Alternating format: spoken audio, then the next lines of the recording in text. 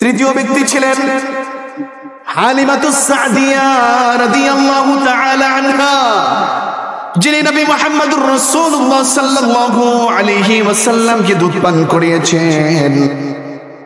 হালিমাতুস সাদিয়া বলতেছেন, তায়েবের মধ্যে তখন দুর্ভিক্ষ চলতেছিল।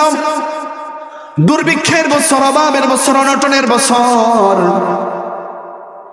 তার গোত্র থেকে একটি কাফেলা মক্কায় আসবে, সম্ভ্রান্ত গোত্র থেকে। ছোট্ট বাচ্চা যারা আছে, আরবের নিয়ম ছিল ছোট্ট যে বাচ্চাগুলো আছে সেই বাচ্চাগুলোকে তারা দুধ পান করার জন্য একটু গ্রামের মধ্যে পাঠিয়ে দিত। গ্রামের আবহাওয়া অনেক ভালো, কথা বলেন ঠিক তবে ঠিক। গ্রামের আবহাওয়া ভালো, এতে করে বাচ্চা দ্রুত বড় হয়ে যায়, বেড়ে যায়, শরীরে পুষ্টি যোগায়, শক্তি এবং দৈহিক গঠন বেড়ে যায়। এমনি ভাবে তার ভাষাটা অনেক সুন্দর হয়ে যায়। শহরের যে ভাষা, আমাদের গাজীপুরে যদি আমরা খুঁজি, কথা বলেন 64 জেলার লোক পাওয়া যাবে কি যাবে না? পাওয়া যাবে না। এই জন্য বলা হয় কোন দেশের গালি কোন দেশের বুলি।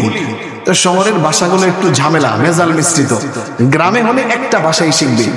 এই জন্য গ্রামের মধ্যে পাঠিয়ে দেওয়া হয়েছে যেন ওইখানের সুন্দর ভাষা শিখতে পারে। এই দুই কারণে গ্রামের মধ্যে নবী সাল্লাল্লাহু আলাইহি ওয়াসাল্লামকে পাঠিয়ে দিবেন। এই জন্য দাদা আব্দুল মুত্তালিব লোক খুঁজতেছিলেন।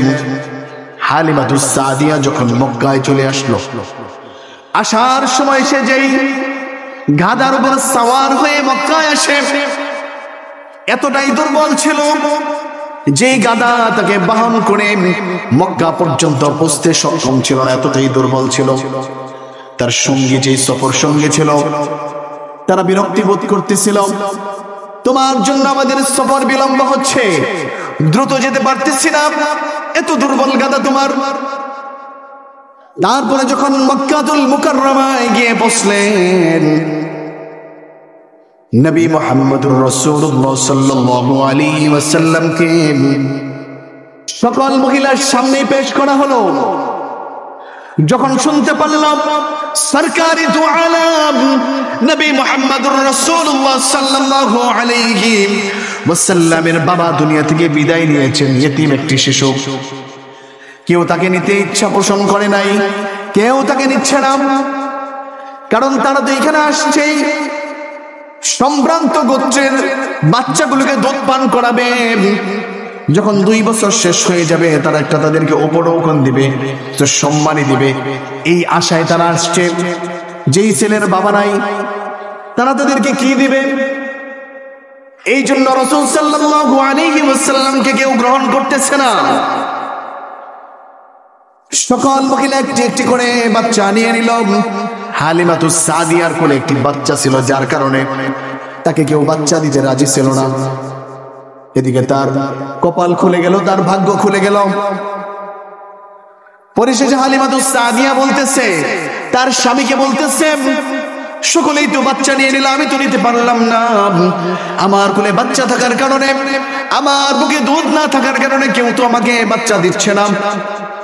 তবে আমার কাছে এইভাবে যেতে ইচ্ছা হচ্ছে না, ভালো লাগছে না। খালি হাতে ফেরার থেকে এতিম বাচ্চাটাকে যদি দিয়ে যায় আমার মনে হয় সেটাই ভালো হবে। হালিমাতুস সাদিয়ার স্বামী তাকে পারমিশন দিয়ে দিলেন, যাও সেই বাচ্চাটাকে নিয়ে আসো। হালিমাতুস সাদিয়া যখন সরকারে দু আলম নবী মুহাম্মদুর রাসূলুল্লাহ সাল্লাল্লাহু আলাইহি ওয়াসাল্লামকে নিয়ে আসলে, কোলে নিয়ে যখন তাঁবুতে গেলেন, তাঁবুতে যাওয়ার সাথে সাথে হালিমাতুস সাদিয়ার বুকে এই পরিমাণ দুধ আসলো। সরকারে দু আলম নবী মুহাম্মদুর রাসূলুল্লাহ সাল্লাল্লাহু আলাইহি ওয়াসাল্লাম পেট ভরে পান করার পর তার দুধ ভাই আব্দুল্লাহ পান করলো। আল্লাহু আকবার কাবীরা, আল্লাহু আকবার কাবীরা। হালিমাতুস সাদিয়া বলতেছেন, তারা দুইজন পান করে এমন ঘুম দিল, ইতিপূর্বে তারা এইভাবে ঘুমায় নাই। আমার সন্তানকে অভাবের কারণে আমি খেতে পারি নাই, বুকে দুধ নাই, খাওয়াতে পারি না, খিদার যন্ত্রণায় রাতে ঘুমায় না, ছটফট করে কান্না করে, তার জ্বালায় আমরাও ঘুমাইতে পারি না। আল্লাহ পাক রব্বুল আলামিন এমন বরকত শুরু করলেন, দেয়া শুরু করলেন, বাচ্চাগুলো খেয়ে ঘুমিয়ে পড়লো। এদিকে আমার স্বামী, আমাদের একটি উটনি ছিল, সে উটনির কাছে যখন গেল, গিয়ে দেখো তার স্তনটা দুধে পড়ে গেছে। আল্লাহু আকবার কাবীরা। সেইখান থেকে দুধ দোহায় নিয়ে আসলেন, দুইজনেই পান করলেন। পান করার পর শুয়ে ঘুমিয়ে পড়লেন। বলতেছে দীর্ঘ সময় পর্যন্ত, দীর্ঘ কাল পর্যন্ত আমরা এইভাবে ঘুমাইতে পারি নাই। খিদার যন্ত্রণায় ঘুম হতো না, খাবারের অভাব, দুর্ভিক্ষ, খাবারের ব্যবস্থা নাই। আজকে পেট ভরে পান করার পরে এমন ঘুম হলো, শান্তির ঘুম হলো। আল্লাহু আকবার কাবীরা।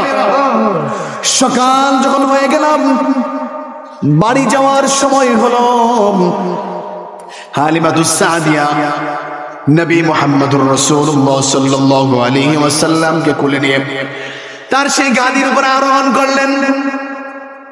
এখন সেটার উপর আরোহণ করে চলতেছেন, এত দ্রুত গতিতে সেই গাদি চলতেছে। আল্লাহু আকবার, আল্লাহু আকবার কাবীরা। তার সঙ্গী সাথীরা হালিমাকে বলতেছে, ও হালিমা, তোমার এই গাদিটা কি সেই গাদি নাকি যেটাকে তুমি তায়েফ থেকে নিয়ে এসেছিলা, সেইটাই কিনা, সেই বাহন কিনা, না অন্য কোনো বাহন নিয়েছো? হালিমাতুস সাদিয়া বলতেছে, আল্লাহর শপথ, আমি যেই বাহন নিয়ে এসেছিলাম সেই বাহনটা দিয়ে আমি যাচ্ছি। তার সঙ্গী সাথীরা বলতেছে, এর মধ্যে কোনো রহস্য আছে? যেই বাহনটা আসার সময় আমাদের সাথে একসাথে আসতে পারতেছিল না, এতই দুর্বল ছিল, এটা এত তেজিদার কেমনে হলো? এত দ্রুত গতিতে কিভাবে যায়? চলতে চলতে যখন তায়েফ চলে গেল, গড়ে চলে যাওয়ার পর দেখতেছে তাদের যে বকরিগুলো ছিল, বাড়িতে যে বকরিগুলো রেখে এসেছিল, দুর্ভিক্ষের কারণে আসার সময় দেখছিল তাদের স্তনে কোনো দুধ নেই। বাড়িতে যাওয়ার পর আল্লাহু আকবার কাবীরা, সব বকরিগুলো দুধ দ্বারা পরিপূর্ণ হয়ে গেছে। আল্লাহু আকবার কাবীরা। হালিমাতুস সাদিয়ার ঘরে বরকত শুরু হয়ে যায়। ঘরের পিছনে মাঠ, সেই মাঠে বকরিগুলো চড়াতে যায়।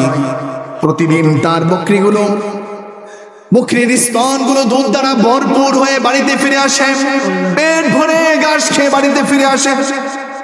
তার আশেপাশের গোত্রের যে লোকগুলো আছে, তারা বলতেছে তাদের রাখালকে, হালিমার বকরিগুলো যেইখানে চড়াই, তোমরা তোমাদের বকরিগুলো সেইখানে চড়াও না কেন? তোমরা ধ্বংস হও, তোমরা তোমাদের বকরিগুলো সেইখানে কেন চড়াও না? হালিমার বকরিগুলো দেখছো নি কোন মাঠে চড়াই, সেইখান থেকে তারা ঘাস খেয়ে তাদের স্তনগুলো দুধে ভরা থাকে, তোমরাও সেই বকরিগুলো সেইখানে চড়াবে। এইটা তো কোনো মাঠের খেলা নয়, মাঠের কোনো কারিশমা নয়। আল্লাহ পাক রব্বুল আলামিন যেই রত্ন দিয়েছেন পালার জন্য, সেই রত্নের বরকত তারা সেইখান থেকে এই বকরিগুলো সেই মাঠের মধ্যে নিয়ে যায়। বাড়িতে নেওয়ার সময় তাদের স্তনগুলো খালি থাকে, দুধ শূন্য, কিন্তু হালিমার যে বকরিগুলো সেইগুলো দুধ দিয়ে ভরপুর থাকে। আল্লাহু আকবার কাবীরা। নবী মুহাম্মদুর রাসূলুল্লাহ সাল্লাল্লাহু আলাইহি ওয়াসাল্লামকে হালিমাতুস সাদিয়া যখন এইভাবে বরকতের মধ্য দিয়ে পালতেছিলেন, পালতে পালতে যখন 2 বছর অতিক্রম হয়ে গেল, 2 বছর হয়ে গেল, এখন নিয়ম যেটা 2 বছর শেষ হলে তার পরিবারে দিয়ে আসতে হবে। এখন হালিমাতুস সাদিয়ার মনে ইচ্ছা হচ্ছিল না, এই বাচ্চার দ্বারা যেই বরকত হচ্ছিল, তাদের ঘরে কোনো অভাব নেই, বরকতে ভরপুর হয়ে যাচ্ছিল, এই জন্য তাকে ফিরিয়ে দিতে ইচ্ছা হচ্ছিল না। কিন্তু কথা তো হয়েছে, চুক্তি হয়েছে, চুক্তি অনুযায়ী তো দিতে হয়। যখন নিয়ে গেল মক্কাতুল মুকাররমায়, যখন নিয়ে যায়, সেইখানে যে দেখে সেইখানে একটা রোগ ছড়িয়ে পড়েছে। ওই রোগ ছড়ানোর কারণে তারাও একটু সুযোগ পেয়েছে, বলতেছে যেহেতু আপনাদের এখানে রোগ ছড়ায় গেছে, তাহলে এই বাচ্চা যেন অসুস্থ না হয়ে যায়, আমাদেরকে দিয়ে দেন। একটা শ্রোতা খুঁজতে ছিল, সেই সুযোগ যখন পেল, নবী মুহাম্মদুর রাসূলুল্লাহ সাল্লাল্লাহু আলাইহি ওয়াসাল্লামকে পুনরায় নিয়ে আসে। তো হালিমাতুস সাদিয়া বলতেছেন, রাসূল সাল্লাল্লাহু আলাইহি ওয়াসাল্লামের যখন 2 বছর পূর্ণ হয়ে যায়, যখন কথা শুরু করবেন, রাসূল সাল্লাল্লাহু আলাইহি ওয়াসাল্লাম কথা শুরু করেছেন, আল্লাহু আকবার কাবীরা ওয়ালহামদুলিল্লাহি হামদান কাসীরা ওয়া সুবহানাল্লাহি বুকরাতাও ওয়া আসীলা। রাসূল সাল্লাল্লাহু আলাইহি ওয়াসাল্লাম এই কথা দিয়ে শুরু করেছেন। বাচ্চারা মা বাবা যেটা বেশি বলে, বাবা বললে বাবা, মা বললে মা, যদি আল্লাহ বলে আল্লাহ, এটা দিয়ে শুরু করেন। কিন্তু আল্লাহ নবী সাল্লাল্লাহু আলাইহি ওয়াসাল্লাম বলতেছে আল্লাহু আকবার কাবীরা ওয়ালহামদুলিল্লাহি হামদান কাসীরা ওয়া সুবহানাল্লাহি বুকরাতাও ওয়া আসীলা। দ্বিতীয়বার যখন নিয়ে আসলেন, নিয়ে আসার পর 2-3 মাস যাওয়ার পরে রাসূল সাল্লাল্লাহু আলাইহি ওয়াসাল্লাম দেখেন তার দুধ ভাই আব্দুল্লাহ বাড়িতে নাই, ঘরে থাকে না। তখন দুধ পাকে জিজ্ঞেস করলেন আমার ভাই কোথায়?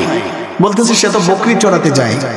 দেখেন রাসূল সাল্লাল্লাহু আলাইহি ওয়াসাল্লামের মাথায় কি কাজ করলো যে আমার ভাই কাজ করবে আর আমি করব না, এটা কেমন? বলতেছে আমি আগামীকালকে আমার ভাইয়ের সাথে যাব, আমাকে তার সাথে পাঠাবেন। তখন আব্দুল্লাহর সাথে রাসূল সাল্লাল্লাহু আলাইহি ওয়াসাল্লামকে পাঠানো হলো। যখন বকরি চড়াতে গেলেন, 2 জন ব্যক্তি এসেছে সাদা কাপড় পরিধান করে রাসূল সাল্লাল্লাহু আলাইহি ওয়াসাল্লামের সিনাকে কাটলেন। রাসূল সাল্লাল্লাহু আলাইহি ওয়াসাল্লামের কলাব মোবারক বের করলেন, সেখান থেকে একটি রক্তপিণ্ড বের করে বলতেছেন এখানে শয়তানের আশ্রয় আছে। এই বলে সেটাকে একটি স্বর্ণের পাত্রের মধ্যে নিলেন, নিয়ে সেটাকে ধুয়ে রাসূল সাল্লাল্লাহু আলাইহি ওয়াসাল্লামকে আবার যেভাবে বের করেছিলেন সেইভাবে দিয়ে বুকের মধ্যে সেলাই করে দিয়েছেন। এই ঘটনা দেখে আব্দুল্লাহ ভয়ে দৌড়াতে দৌড়াতে ঘরে চলে আসলো। এসে বলতেছে আমার ভাইকে তো, কুরাইশ ভাইকে কে যেন 2 জন ব্যক্তি এসে মেরে ফেলেছে। তারা তো দৌড়িয়ে গেল, গিয়ে দেখে ঘাবড়াচ্ছেন, ভয়ে একদম চেহারা মলিন হয়ে গেছে। বলতেছে কি হচ্ছে বাবা? তখন তিনি ঘটনা বর্ণনা করলেন। তখন এক গণকের কাছে নিয়ে যাওয়া হলো।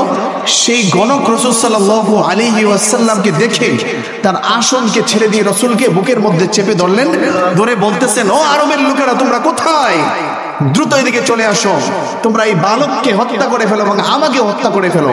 যদি তাকে হত্যা না করো তাহলে অচিরেই সে তোমাদের ধর্মকে বিলুপ্ত করে দিয়ে নতুন কোন ধর্মের দিশা তোমাদেরকে দিবে, যেটা হয়েছে।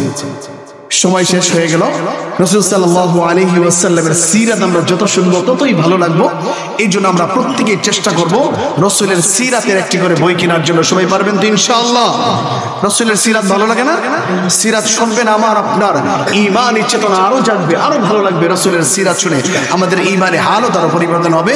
আল্লাহ পাক রব্বুল আলামিন যে কথাগুলো বললাম এই কথার উপর আমল করার এবং রাসূলের সিরাত সূরা সুন্নাহগুলোকে আমাদের মধ্যে বাস্তবায়ন করার তৌফিক দান করুন। সকলে বলেন আমিন। ওয়া আখিরু দাওয়ানা আনিল হামদুলিল্লাহি রাব্বিল আলামিন।